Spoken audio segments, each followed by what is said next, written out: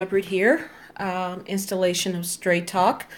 As you all know, Oprah Winfrey was on the Golden Globe last night.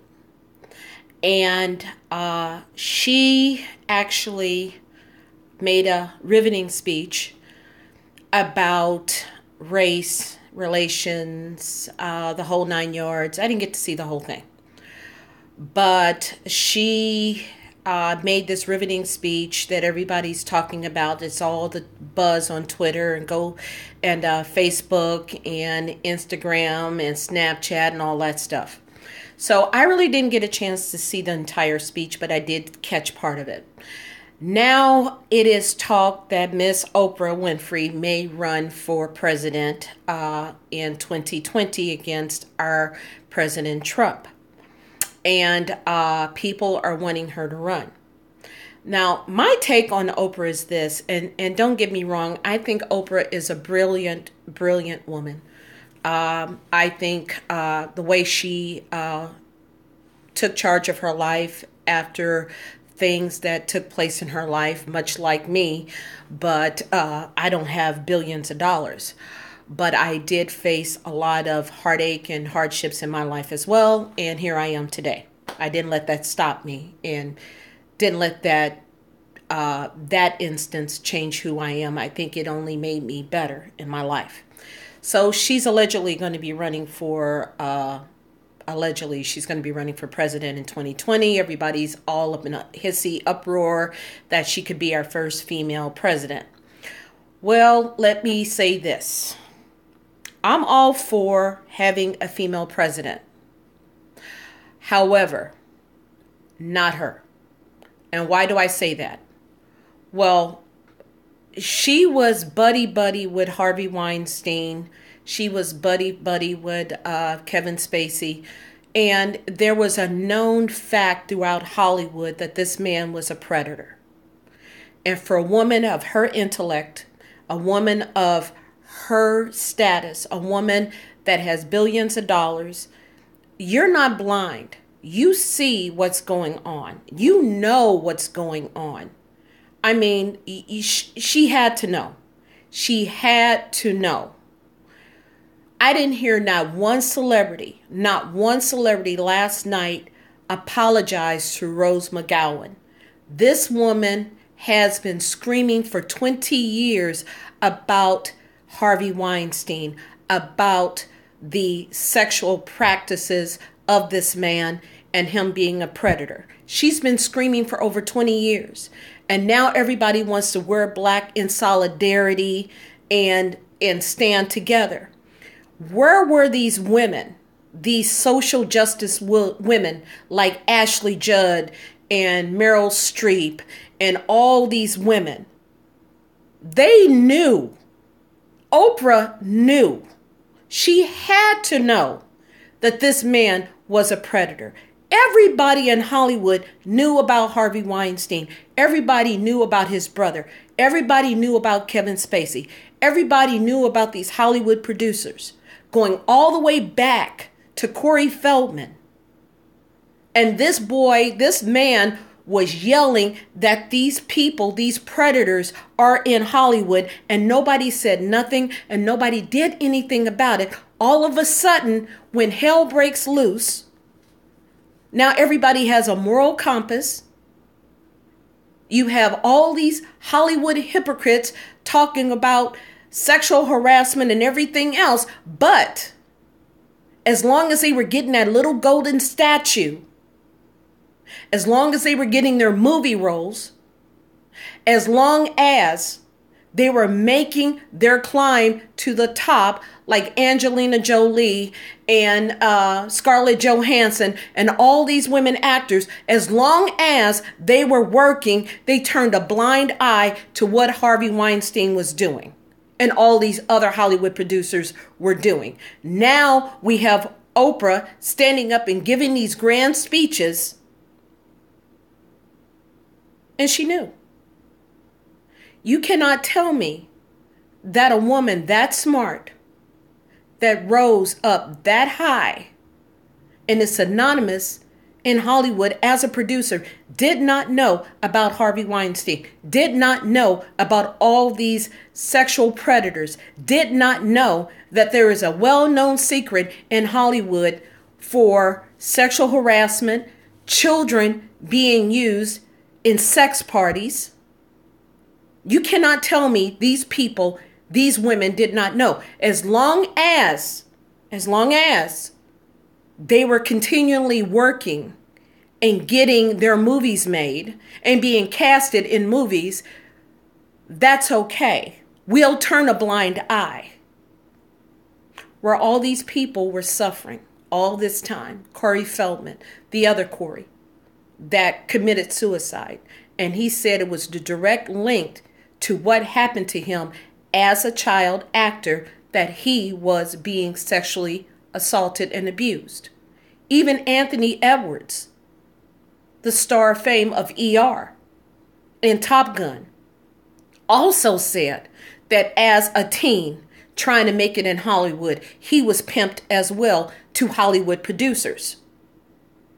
Now, all of a sudden, Hollywood wants to wear black in solidarity and stand together.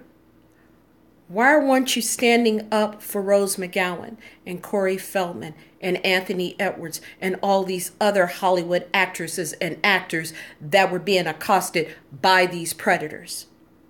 And you want to make this woman president? Not likely. I had a lot of respect for Oprah until now. Until now.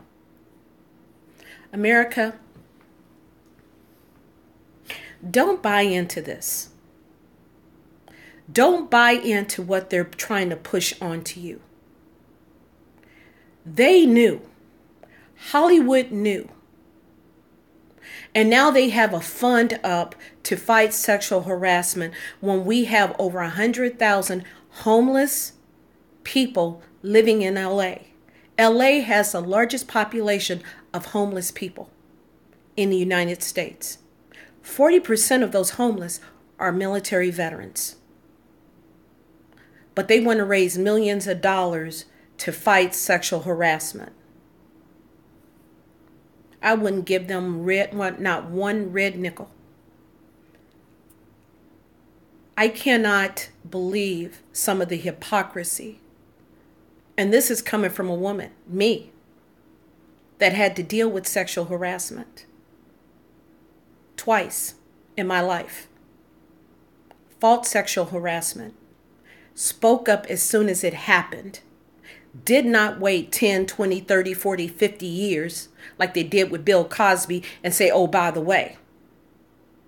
Like with President Trump, 40 years later, oh, by the way. I didn't wait. As soon as it happened to me, I spoke up. I lost my career. People thought I was batshit crazy. But I was able to prove my case, not once, but twice. Twice. First time, I lost my job. But I won because I stood up for myself. Moved on to another career. Then it happened again in that career. Went to my supervisor, told him exactly what happened. Wrote it out verbatim. That stuff you don't forget. You remember. If something happens as traumatic as that, as sexual harassment, you remember every single thing. You do not say, I'll let you have sex with me if you get me a part that's going to get me an Oscar, like Ashley Judd did. As soon as it happened to me, went to the bathroom, threw up, went to my supervisor crying and said, this is what's going on. This is what's happening to me. This is why my productivity has gone down, because this person keeps coming by my office, my desk, trying to touch me in certain areas. That's stuff you don't forget. You can't make that up. It stays with you for the rest of your life. So for these women to trade sex for positions, for women like me, it gives a whole different meaning to what happened. to what really happens to women who really do face sexual harassment, like Rose McGowan and actor Corey Feldman and Anthony Edwards. It actually happens. As soon as it happened, she spoke out, and guess what? She got blackballed. And for them to wear black at the Golden Globes, you're hypocrites. You're actually hypocrites. That's a slap in the face to every woman that actually had to go through the fire of sexual harassment, losing her job, losing her career, starting over with nothing, attorney's fees, people labeling you as being nuts. And you have to fight to get your name back. You have to fight to get your reputation back. And she wants to be president. Really? I have a better shot at being president than she does. Because I know what it's like to suffer at the hands of someone in a high position and to degrade you as a woman and as a human being. So forgive me, Oprah, if I'm not buying what you're trying to sell. Go ahead, run up against Donald Trump. Good luck with that. Because from us patriots, us Americans, us who are out here in the real world, the real world, I'm going to tell you, you don't have a snowball chance in hell of coming up against Donald Trump and the patriots and the Americans that are behind him. So ride on to this, through this wave of pat on the back, if you will. Ride on that wave. Go for it. Let them fill your heads with that. But for us real Americans that can see the hypocrisy of Hollywood, I can tell you this. You don't have a chance. This is Peggy Hubbard giving everyone straight talk. Everyone be good to each other. And I hope to talk to you soon. Take care.